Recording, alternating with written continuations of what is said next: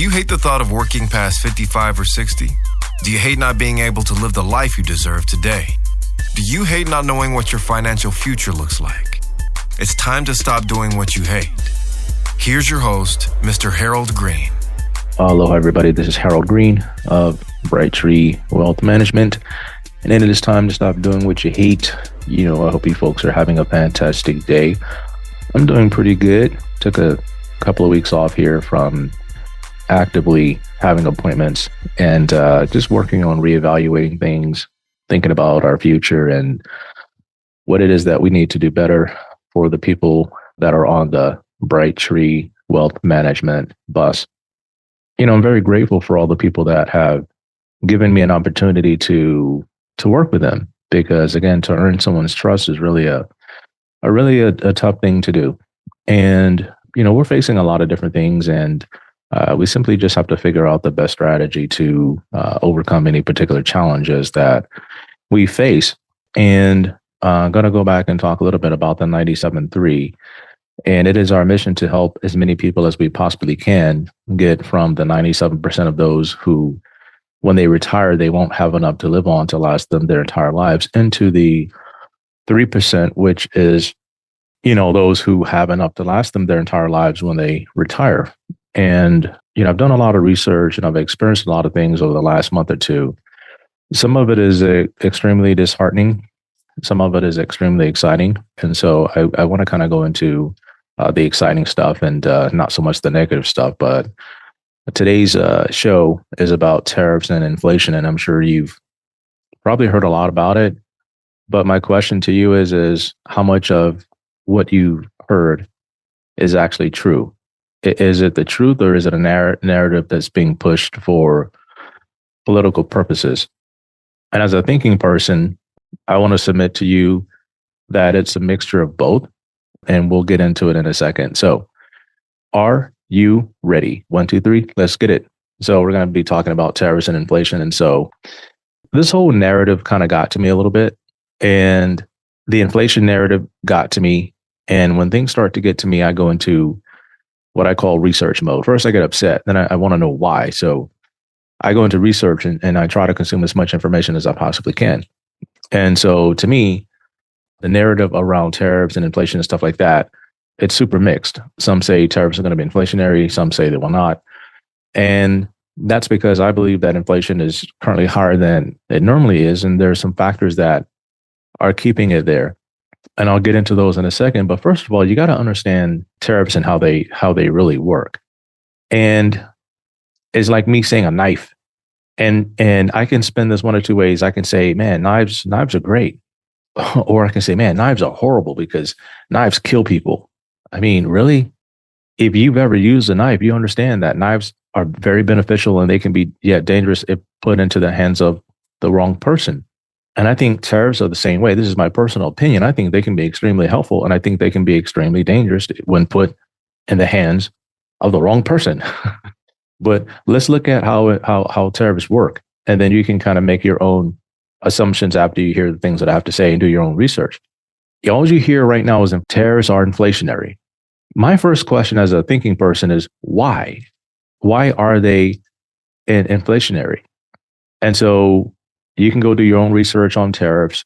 They're imposed at customs. They're paid by importers. Now, when you hear people saying that's just going to raise costs for everybody else. Now, the question is we'll get into a little scenario here in a second, but is that true? Will a corporation that has a tariff situation, will they pay the whole thing? Or are they going to pass part of that cost down to the consumer? It's up to them. And I'll get into that in a second. But depending on the importers, a lot of times the cost is passed down to the consumer. Now, how can the consumer protect themselves? Well, either they can eat the cost or they can go buy something different if they don't want to pay the extra cost. And I'm going to get into something that's probably going to shock you here in a second. And you're going to see like how horrible of an issue that they're making this thing out to be. And, the higher tariffs make foreign goods more expensive. And so they want you to buy domestic. And so the whole thing with Canada was like, hey, Canada, buy Canadian stuff, don't buy US stuff. And they have the right to do that. But what if the foreign stuff is better, right? What if the phone that they make in the foreign country is way better than any phone you can get in your own country? What if the car coming from the foreign country is way better than anything you can get? Are you willing to pay that extra cost on that car? Or you're saying, hey, that thing costs too much, another $1,000, I might as well buy US. What if that's not what you really want? You have to kind of think about this. Okay. And I want to get into a little bit of an Apple scenario and how that works if you have an Apple phone. And let's just say the Apple phone is like $999 and they put a 25% tariff on phones coming from China. So Apple can, pass on the whole cost, and they can pass on some of the cost. So if Apple passes on the full cost of that $999 phone, excluding taxes, it comes out to $1,248. All right. It's a little bit of a jump, but from $999 to $1,248, like, what is that? 200 something, 250, $300. Like, if you can afford $999, is an extra $300 going to break the bank? Some say, well, the phone shouldn't cost that much because of these stupid tariffs anyway. So that's another argument. You got to understand what the tariffs are being placed there for. And I won't get into that. But let's just say that Apple absorbs half the cost. And so then it's, what is it, $125? And so now it's $1,125. Can Apple absorb all of the cost? They can, but they may not want to, because if they absorb all the cost, it's going to eat into their profits. And if it eats into their profits and that shows up in the earnings report, then yeah, tariffs are bad for Apple.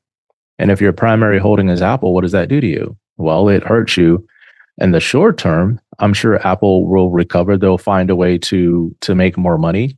And this is just if Apple goes down because their earnings went down and they couldn't find a way to make up the cost of the tariffs, right? Then it's bad. But if they can absorb everything and it doesn't affect the stock price, then what's driving, everything else around that to me would be fear. And I normally don't like to make decisions or trade, based on fear and things like that. Now, the next thing you got to understand is, how does inflation work? But let me just go back and submit a question to you, like, that's even before this, right? How did we even get here? Tariffs, inflation, like how did we even get here? So first we started with inflation, and how does inflation work? Well, inflation is basically there's too much demand with not enough supply. That's when supply it's limited, demand is driven higher for a lot of different reasons, exacerbated. So one of the things is government stimulus or increased public spending. That's one thing. We had COVID, if you folks remember what that was a while back. And during COVID, we had a lot of policy that was made without really thinking about the impact of where we are today. So 2020, we're in 2025, 5 years. These decisions are coming back to haunt us in a major, major way. Also, what we had increased cost for raw materials, energy, oil price spikes. Why? I mean, we know why. The last administration had an adverse mindset towards energy. They wanted to get rid of fossil fuels. That caused prices to spike because of their energy policy. We had supply chain disruptions. People weren't working. People were out of work because things were shut down. So things couldn't get through. Monetary policy and excess money supply. It talks about when central banks increase the money supply too much, it can devalue our currency. And, it basically, we had a dollar that was weak. Interest rates were too low for too long. Feds were talking about inflation is transitory, so we don't really need to be raising these rates because inflation was transitory. Inflation was embedded a long time ago. They just, for whatever reason, to me, I think they're biased.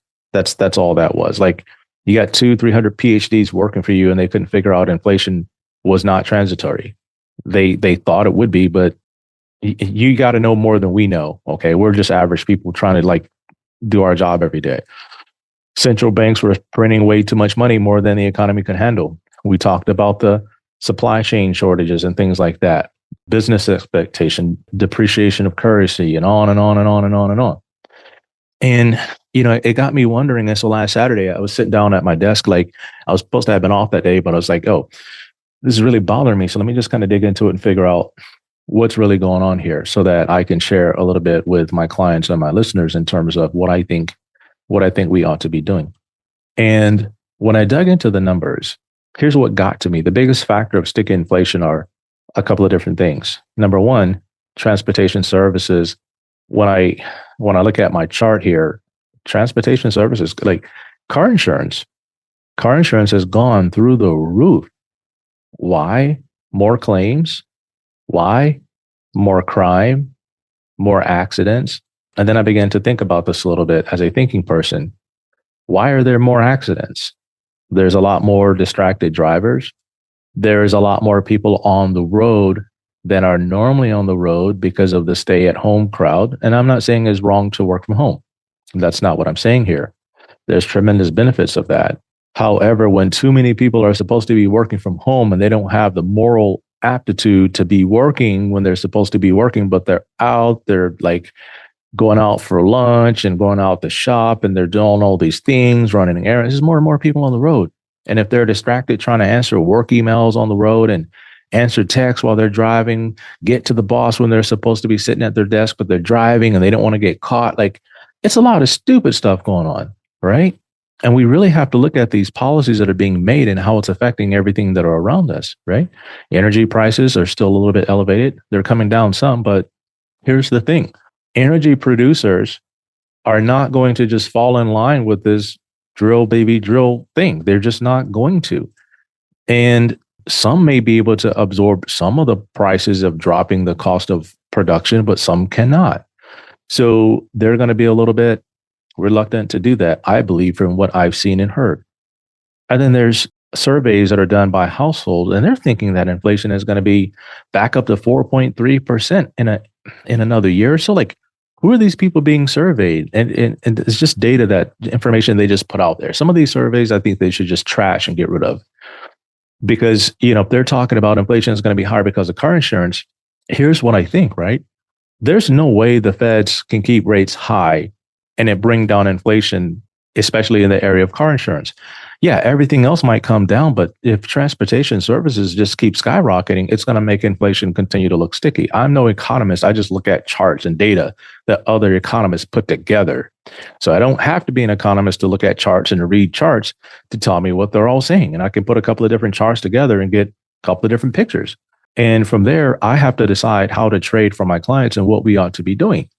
So when I look at that chart, that interactive chart that I put together, and I click on a couple of different things, it shows me that insurance, it would go down, it would spike, it would go down, it would spike, it would go down, it would spike. Now it's just spiking and it's not going back down again. And that's a lot. Food costs, they go up and down, up and down, up and down, but the trend is going down. Energy costs, I'm looking at a chart, it goes up and down, but it stays relatively, from 2023 until now, it's just kind of been trending.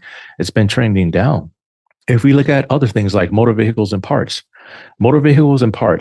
that chart looks like insurance. It goes up, down, up, down, up, down, up, down, and it's still elevated. So transportation services, I want to pick up another beverage and food purchases. Same thing, up, down, up, down, up, down, relatively trending down, which is cool.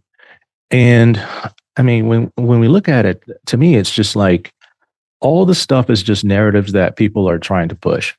And so we have a couple of different things that are facing us here. We still have the sticky inflation and we have tariffs. How do we trade our portfolios around that? The question right now is, what theme are we investing in? And to me, I think our theme is going to stick with technology. Why? Because technology seems to be one of the areas least affected by tariffs. Inflation, I believe the same thing. Cost of technology will go up incrementally, but not to the point where you would see something affected by tariffs go up. And the other thing too, again, is when you look at the overall cost of things, tariffs don't affect all items. There's a lot of items that we get in the United States. And if these companies can come to agreements, then we really don't need to worry about that. So when we're seeing the market being crushed to hell by narratives that haven't even materialized yet, that's what really gets me. And I say, okay, take a deep breath and go and check something out. So right now, what I want to do is I'm going to go check out the CNN Fear and Greed Index. And guess where it is again? It's over in fear. So the cost of tariffs haven't even materialized yet. inflation from tariffs have not even materialized yet. Will they? I'm not sure. And if they do, how much of an impact is it going to have on things that we buy every day? We're living in a bifurcated economy, the haves and the have-nots. And the have-nots will have a hard time, and then they will just have to simply adjust their spending. The haves, they don't care. They're going to buy what they want when they want it anyway. So for us, we're not going to go and change up our portfolio out of fear. We're going to stick with our theme of technology. We're going to stick with our theme of AI. And we're going to continue to investigate companies that I feel are going to drive profits in the next 5-10 years from the AI theme. And the companies that can get there the fastest, generate the fastest results in terms of profit, that's where we want to be. And this is how I look at these types of opportunities to drive my clients towards the 3% and far, far away from the 97%. So if you're out there listening to me and you've been caught up in these types of narratives and you want answers, I believe that we have a solution for you. So here's how to get a hold of us. You can go to the website and request an appointment, or you can give us a call, 808-521-4401. And what we'll do is we'll hear you out, hear out your situation, and then see if you are a great candidate to go from the 97% to the 3%. And some of you may already be in the 3%, or you might be in the 10%. What is it that we can do to help you in your situation? Well, we can protect you from crazy narratives like this and then show you how to continue to invest through these types of things. And a lot of times you don't have to take your foot off the throttle. Okay, you can still drive through these things. Now, you may have to get in a different car, which is a different sector at a different time, but you never stop driving. And if you're listening to me, I definitely want to have a conversation with you. If you're already a client, thank you very much. Please share the show with your friends and family that are suffering through these types of crazy narratives. And until next time, everybody, 1, 2, 3, let's get it.